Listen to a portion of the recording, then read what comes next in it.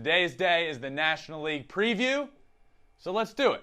And let's start with the NL East. Look, a lot of storylines for me here in the NL East, but each division I'm going to give 3 of my main storylines. And the first of which in the National League East is the New York Mets pitching.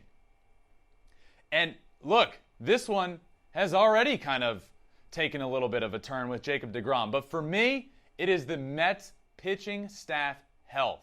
Jacob deGrom, when healthy, is the best pitcher on planet Earth. And it's not like an opinion, it's not like a bold prediction. That is fact. Jacob deGrom, when healthy, is the best pitcher in baseball. He's already hurt. We already don't exactly know what's going to happen with Jacob deGrom. We know he's going to miss opening day. We know he's going to miss probably a month or more of the season. I'm worried about Jacob deGrom. Max Scherzer steps up. Oh yeah, they acquired Max Scherzer from the Dodgers. We get to watch him as a New York Met this year.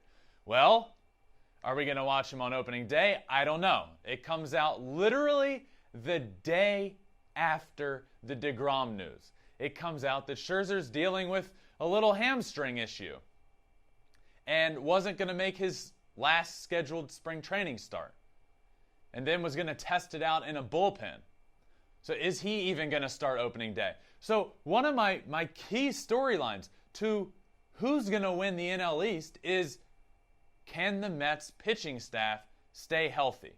Because you look at it, you have Jacob deGrom, Max Scherzer, Chris Bassett, Carrasco, Taijuan Walker. The names go on for them, but a great 1, 2, 3. deGrom, Scherzer, Chris Bassett.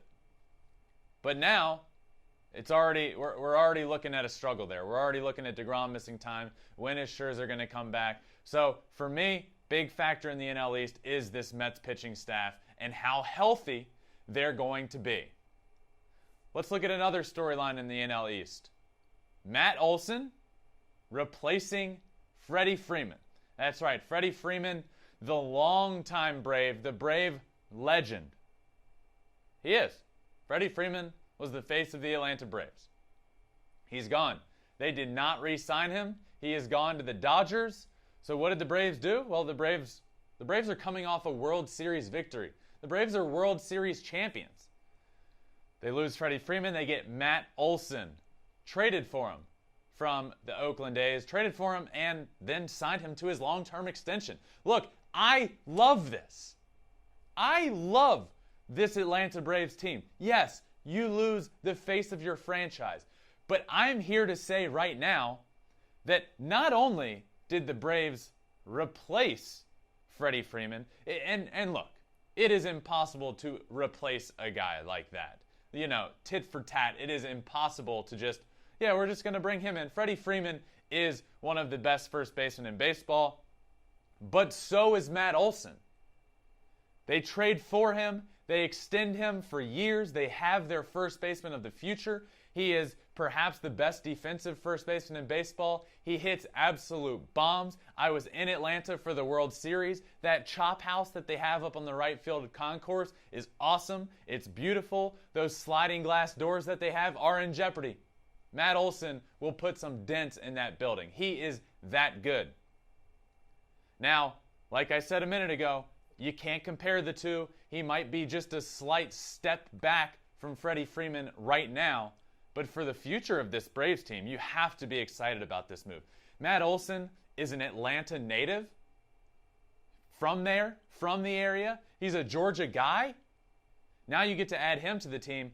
I think this Braves team is better than the World Championship team. That might be bold, but look, we'll talk about that a little later as well. But Matt Olson replaces Freddie Freeman in that lineup. Next storyline for me in the National League East. The Phillies. Can the Phillies pitch well enough to keep up with that offense? The Phillies offense, the Phillies lineup is elite. It just is. You add Nick Castellanos. You add Kyle Schwarber.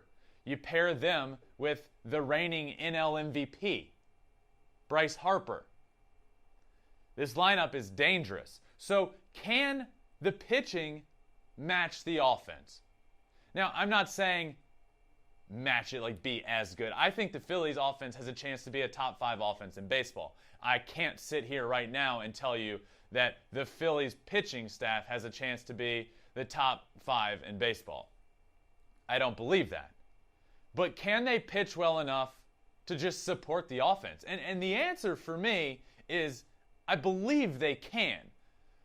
But that's a gigantic talking point. The Phillies, don't be mistaken. I know the Phillies haven't made the playoffs in a while. They have the second longest playoff drought only to the Mariners. Sorry, producer Conrad. He's a big Mariners fan. The second longest streak to the Mariners. Can they get in the playoffs this year? Well, I assure you, we're going to talk about all of that later. When I say NL preview, I'm going to talk division winners. I'm going to talk wild card teams. I'm going to talk NL champion. So we'll get to all that later. But certainly a chance to win this division is the Phillies. And a big factor, a huge storyline in this NL East is what can the Phillies get from their pitching staff? Aaron Nola, can he be back to what he was early on in his career when he looked like he was going to be an ace of a staff? Zach Wheeler. Zach Wheeler could have potentially won a Cy Young last year. Has a little bit of an injury thing going on right now. How good is he going to be? Ranger Suarez, what can you get? Kyle Gibson. The pieces are there for the rotation to be pretty good. There's just question marks. Question marks in the bullpen, question marks with health, and how good consistency in the rotation. So big storyline for me, and the final storyline in the NL East is the Phillies pitching and how good can they be. Thanks for watching. If you love flipping bats, swinging 3-0, or just talking ball, join us. Call us at 213-537-9339 with your questions. We have a weekly guest, and we have a lot of fun, so hit that subscribe button.